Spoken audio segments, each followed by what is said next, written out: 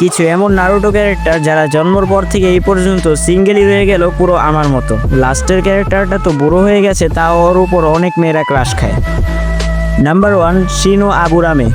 ওকে তুমি নারুটো সিরিজের সিগমাও বলতে পারো, কারণ ও মেয়েদের সাথে বেশি কথা বলতো না, আর বোরুটোর ভেতরে তো ও একাডেমি টিচার হয়ে যায়, কিন্তু তাও আবিয়াইটাই রয়ে যায়। নাম্বার 2, ইরুকা সেন্সে, যে নারুটোর প্রথম টিচার ছিল এবং সে নারুটোকে একজন বাবার মতো ট্রিট করত, কারণ ইরুকার প্যারেন্টসও নাইন টেলসের অ্যাটাকের কারণে মারা যায়। বোরুটোতে ইরুকা সেন্সে হেডমাস্টার হয়ে যায় এবং সিঙ্গেল রয়ে যায়। নাম্বার 3, টেনটেনকে তো প্রথম থেকেই অনেক কম স্ক্রিন টাইম পেত, এর ওপর ওকে ছেড়ে নেজিও চলে যায়, আর এই বেচারিও সিঙ্গেল রয়ে যায়। নাম্বার 4, মাইট গায়। 4th গ্রেড নিনজা ওয়ারে মাদার আর ব্যান্ড বাজানোর পরে মাইট গায়ের পায়ের হাড্ডি ভেঙে যায়, এখন ও হুইল চেয়ার নিয়ে চলাফেরা করে, আর ও সিঙ্গেল রয়ে যায়। আর এখন কিছু লোক বলবে মাইট গাই কাকাশির গার্লফ্রেন্ড।